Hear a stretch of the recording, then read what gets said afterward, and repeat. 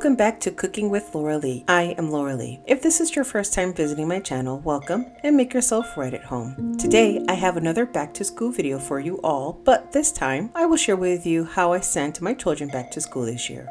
I'll be showing you a simple sandwich and how I sometimes pack my kids' lunch boxes. Towards the end of the video, you will see how we came up with our emergency kit that helped us transition back to school safely and ease some of our worries.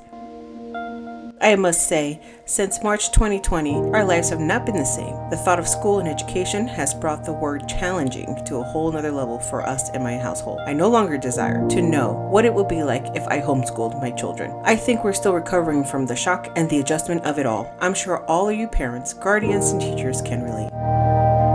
I was very hesitant to allow my children to go back to school this year since e-learning was not available this year. I did not want to pull them out of their school in order to do virtual school. It was the most stressful decision I had to make in their education, social, and well-being. But what can I say? Sometimes we have to encourage ourselves. The following prayers helped me and my household get through it all. Hopefully these prayers can help you and your family as well. Dear Lord, please help my kids to succeed in school and fly over their obstacles high and mighty like an eagle. Help my children to succeed beyond their goals and expectations.